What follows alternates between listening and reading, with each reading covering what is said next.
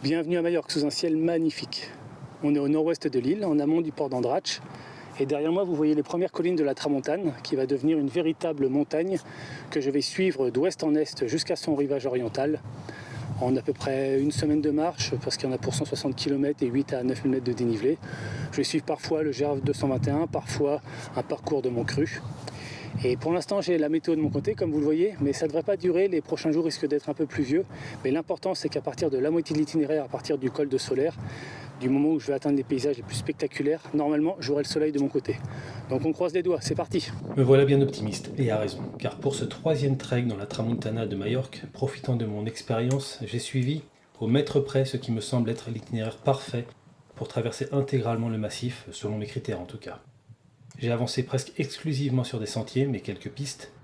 Je suis passé par les plus beaux villages majorcains, et surtout par ses plus belles crêtes, avec aucun temps faible, et un kilométrage et un dénivelé condensé, plus faible que prévu. 157 km pour 7300 mètres de dénivelé positif. Même si je pense le second chiffre un peu sous-estimé par OpenRunner. Un trek merveilleux en tout cas, que je recommande chaudement, si toutefois vous évitez la haute saison. Les mois de mai et d'octobre sont à mon avis les plus appropriés, avec toujours un arbitrage à faire entre journée longue d'un côté et baignades agréables de l'autre.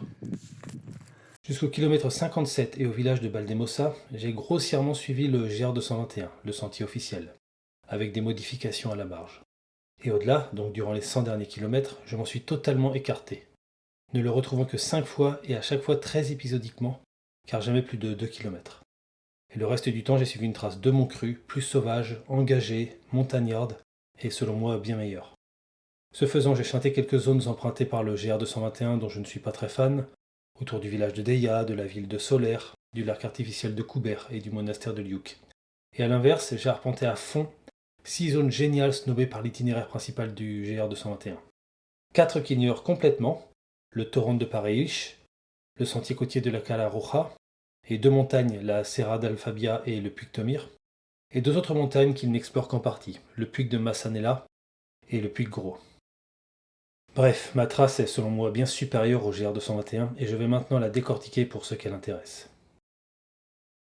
Je disais avoir suivi le GR 221 les 60 premiers kilomètres, mais avec quelques infidélités. Et la première survient presque au départ, avec une improvisation du kilomètre 2 au 7 pour longer au plus près le littoral entre Andratx et Santelme, en suivant des cairns très sporadiques. Une variante à éviter si vous avez le vertige à cause d'une section verticale juste avant le kilomètre 5, 200 mètres sur un sentier plutôt exposé et parfois imperceptible, donc assez intimidant.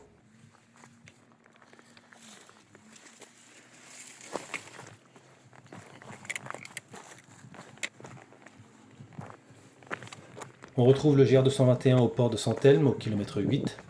Et n'oubliez pas de vous y ravitailler car vous ne croiserez plus une source d'eau avant le kilomètre 33, ni d'épicerie avant le kilomètre 34 à Esteliens, donc un petit village, qui est à une bonne journée de marche sur un terrain spectaculaire mais parfois éreintant.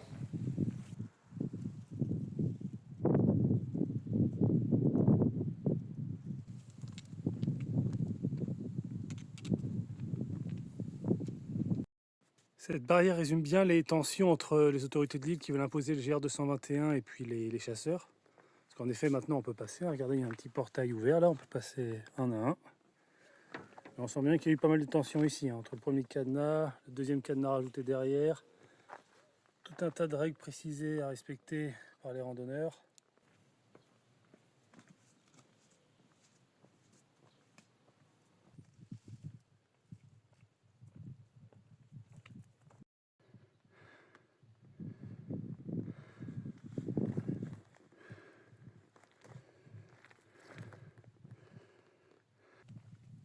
Au kilomètre 27, deuxième écart de 6 km par rapport au GR 221, afin de suivre une voie plus dégagée, mais surtout de faire halte dans une cabane non gardée, au bois de San Serveres, kilomètre 29,5. J'y ai passé la nuit, mais en fonction de votre timing, notamment si vous avez fait une plus grosse journée que moi le premier jour, où je n'ai marché qu'en fin d'après-midi, vous pouvez poursuivre 2 ou 3 heures de plus, jusqu'au kilomètre 37, et un autre abri ouvert, celui de Sobi, d'ailleurs bien plus confortable. Attention cependant, la fontaine indiquée à côté était déjà à sec au printemps.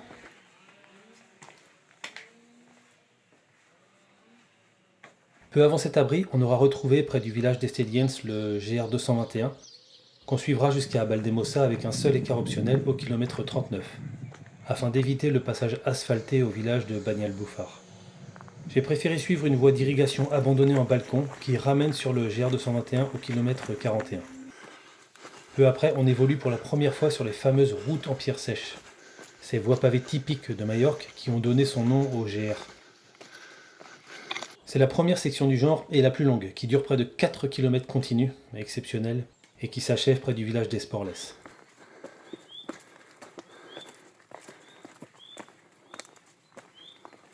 Ce village est un bon point de ravito avant de transiter vers Valdemossa par une montagne qui compte plusieurs bons abris où dormir, notamment au plat de l'Alioub, peu avant le kilomètre 53. Suivent quelques kilomètres très physiques, et on déboule enfin à Valdemossa, le village où a vécu Chopin et l'un des plus élégants d'Espagne. C'est dans ce bourg fameux, au kilomètre 57, que mon tracé part totalement en freestyle, et que le défi démarre vraiment. Rechargez bien votre sac au village avant de vous y engager, car vous ne croiserez pas une épicerie avant 35 km et le filage de Fornaluche. Et un seul resto, pile à mi-distance, au kilomètre 74, le seul endroit donc où vous pourrez manger un bout et acheter de l'eau. De Valdemossa, le GR 221 officiel file vers le sommet de Puiggrò par un vallon. Je préfère une voie plus directe et également balisée par une petite crête dite de 16 bassesses. Le sentier en sous-bois fourmille de spots de bivouac, notamment au niveau des Alonias, ces aires de battage arrondies à l'abandon qui parsèment les montagnes de tous les pays méditerranéens et qui sont très nombreuses à Majorque. Là-haut sur l'arête, on retrouve le GR 221 qu'il faudra suivre à contresens vers le sommet de Puiggrò avant de poursuivre le long du sentier de crête qui mène au Puig d'Esvedel, un second sommet. Et sur la route, on progresse hors sentier, mais assez facilement, orienté par quelques cairns, avec des vues sur Deia, sur la côte, puis sur la vallée de Solaire par beau temps. Ce qui m'a l'air assez rare d'ailleurs dans le coin, car en 3 passages, j'ai affronté 3 fois le brouillard, même si souvent intermittent. Puis commence la descente, et rapidement on se retrouve livré à soi-même. Non pas qu'on soit hors sentier, car on suivra 6 km durant une voie pavée dont on repère fréquemment les fondations. Mais elle n'est pas balisée, à l'abandon, parfois couverte de végétation, régulièrement entravée par des troncs d'arbres morts, et avec plusieurs bifurcations. Donc il faut se montrer patient, et souvent vérifier son GPS, le prix à payer pour filer au plus vite vers le col routier de Solaire. Vous déboucherez un peu en contrebas de ce col, dans un terrain privé, en sortirez au prix d'un enjambement de barrières discret, et trouverez quelques lacets plus haut, pile au col, un super café où se restaurer. Tenu par un adorable couple d'Anglais qui accueille en début de saison les cyclistes professionnels de toute l'Europe qui préparent les grandes courses à venir. Vous verrez des photos de Cavendish, de Sean Kelly, de Vingegaard et de bien d'autres cyclistes fameux. C'est juste après ce café que vous attend le passage le plus délicat de tout le trek. À peine basculé sur le versant sud du col, au premier virage de la route, il faut enjamber la barrière qui vous fait face et monter une pente terreuse, bientôt très rude, jusqu'au bas d'une falaise qu'il faudra grimper par le pas d'Antopa. Ce pas, c'est un raidillon à flanc de paroi avec une séquence de quelques mètres très exposée, où une corde a heureusement été disposée pour vous aider. Ma vidéo montre l'intégralité de la séquence pour ceux qui souhaitent s'en faire une opinion.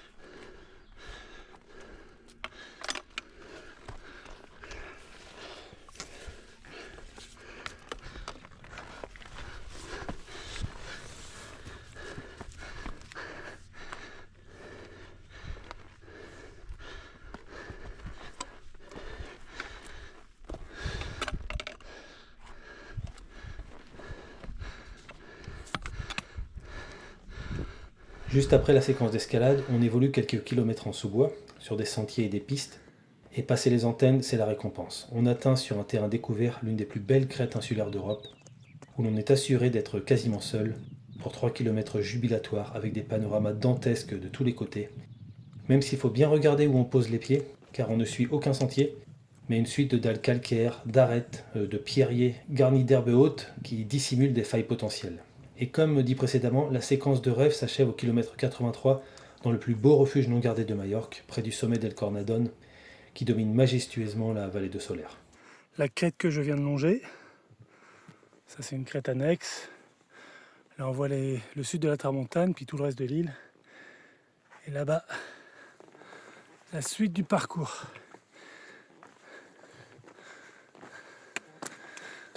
Tout au fond, le pic Major, le sommet de l'île. Le GR21 passe dans une montagne secondaire là à droite, mais qui est tout aussi belle. Et en contrebas, je ne sais pas si vous voyez, il y a une petite cabane là-bas. C'est le refuge où je vais passer la nuit.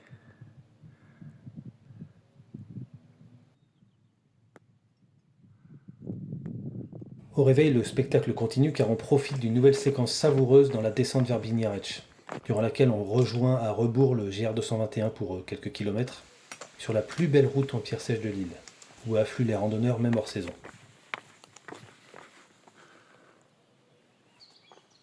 Au bas de cette descente, on trouvera quelques sources d'eau aux abords du village de Biniarec, juste avant de quitter de nouveau le tracé principal du GR221 pour une variante assez méconnue. Kilomètre 92, cette variante passe à Fornalutx, le village le plus photogénique de Majorque selon moi. Et faites attention, vous devrez prendre beaucoup de nourriture là-bas car vous ne pourrez compter que sur vous-même jusqu'au col de Sabatella, au kilomètre 130, donc presque 40 bornes plus loin à 2 grosses journées de marche. Il y aura par contre des sources d'eau plus régulières. Passé Fornalutx, la variante contourne une colline puis entame une longue descente vers le littoral nord de Majorque, d'abord dans de jolis champs d'oliviers, puis sur un sentier côtier de toute beauté qui dure jusqu'à la plage de Cala Twente.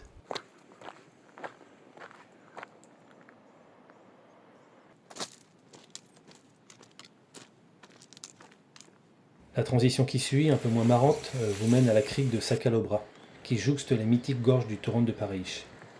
Il sera tard si vous avez dormi la veille dans le refuge d'Escornadón, et les restos pièges à touristes tassés dans cette petite crique seront fermés. Mais un robinet au moins vous permettra de remplir vos gourdes avant de bivouaquer au grand air sur une terrasse à l'abandon, ou d'emprunter le tunnel qui mène au bas du torrent de Paraíso pour y planter illégalement votre tente jusqu'à l'aube.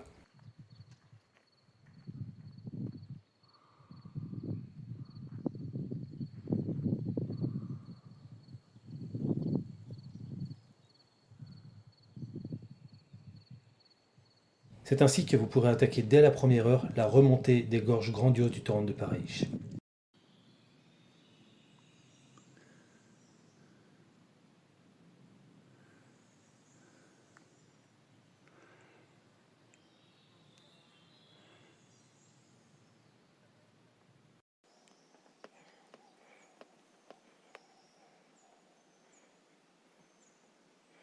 Le canyon n'est pas trop vertical ni trop technique, mais propose tout de même du challenge dans le sens de la montée, et pas mal de passages pas évidents à grimper, comme le montrent mes vidéos.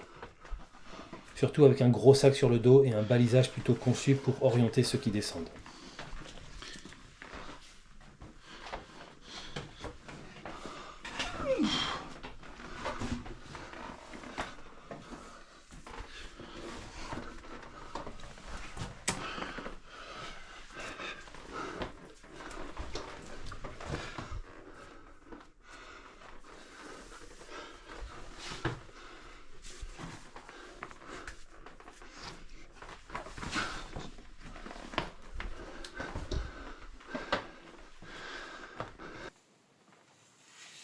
Il faut être observateur, prendre son temps, en ayant conscience que les 4 km en fond de gorge vont vous occuper environ 3 heures.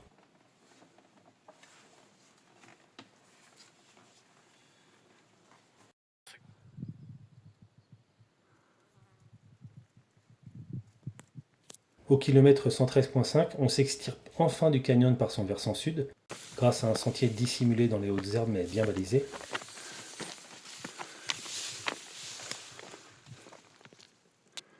On atteint la route au hameau d'Escorca, qu'on suit quelques centaines de mètres avant d'enjamber de nouveau une barrière, discrètement comme d'habitude, pour ensuite remonter une piste qui croise vers le kilomètre 116,5 une fontaine au débit très abondant, fin mai. À mon avis, elle coule toute l'année. C'est la première fois que vous croisez depuis le canyon une source d'eau et la dernière avant le kilomètre 130, donc avant la fin de la journée, alors ne la ratez pas. Dans la foulée se dresse devant vous un nouvel obstacle de taille, à savoir le pas de Sodnebot. Il n'est pas vraiment exposé, contrairement à celui d'Entopa, mais très physique, et pas évident à repérer car son approche est mal balisée par des cairns très rares. Je me trouve près du pas de Sodnebot. Voilà, j'ai monté ce truc-là, c'est très raide, mais c'est pas vertical, c'est pas dangereux. Et j'ai l'impression que j'arrive au pas alors. Peut-être qu'il est là-bas, on voit qu'il y a une percée là, peut-être qu'il faut aller par là. Mais bon, moi je vais tenter par ici. On va voir ce que ça donne, mais à mon avis, je suis bon. C'était bien le cas, il y a un cairn juste ici. Voilà, on voit que, alors que je grimpe ce petit mur là, et derrière ça va se raplatir. J'arriverai au pic de Sandnebot, le sommet. Petite vue au passage sur le sommet de Majorque. Toutefois, il n'y a rien d'insurmontable et vous accéderez bientôt à la crête, puis à un sommet secondaire, le Puig de Samola, et un peu plus loin au GR 221, qu'on suivra une fois de plus à contresens décidément, et sur quelques centaines de mètres.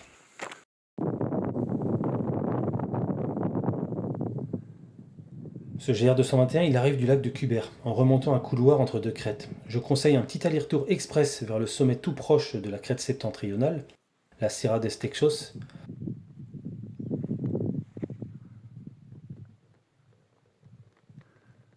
Avant d'aborder et de grimper la crête méridionale, la plus saillante puisqu'elle culmine au Puig de Massanella, le deuxième sommet de l'île avec ses 1364 mètres. Étonnant d'ailleurs que le GR 221 l'ignore car il est facile d'accès et offre une vue inégalable sur l'ensemble de l'île. C'est vraiment un grand moment pour moi, un incontournable d'une traversée de Majorque.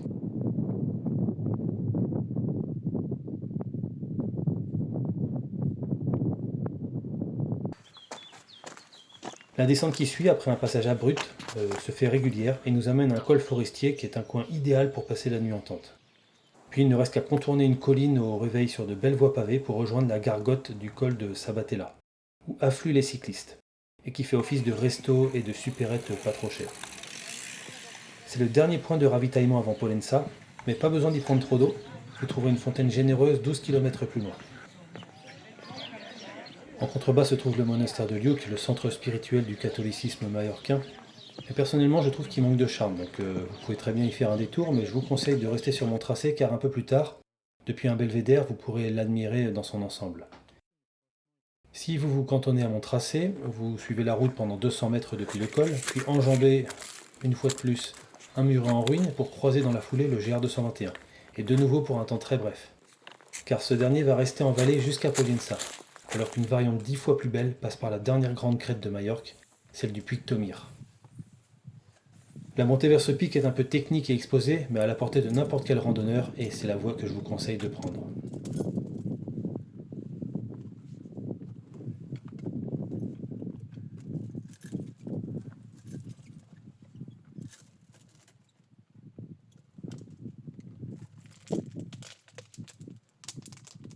Du sommet, on peut apprécier pleinement la côte orientale superbement découpée de Majorque.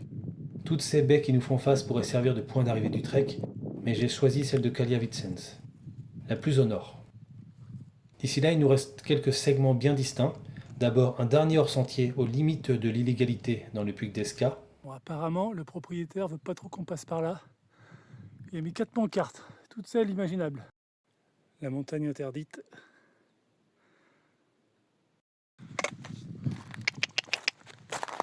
Coucou!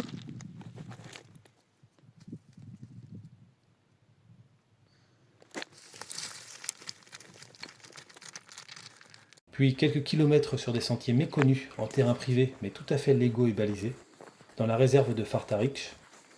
Personnellement, j'ai couvert peu de distance ce jour-là et bivouaqué avant le kilomètre 142 sous un arbre, près d'une fontaine abondante que j'ai déjà évoquée. Un très bon spot.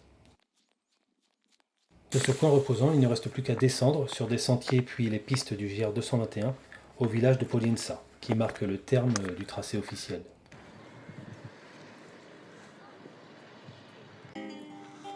Dans ce gros village, je conseille un petit détour vers le belvédère monumental d'El Calvari.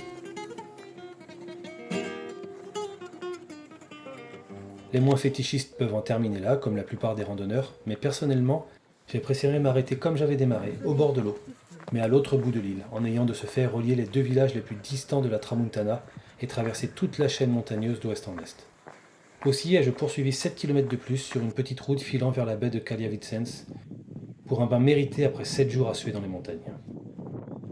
Alors certes, les ports de départ et d'arrivée ne sont pas des plus charmants, mais entre les deux, avouez que mon itinéraire est particulièrement intense, qu'il regorge de temps fort pour bien peu de temps faible.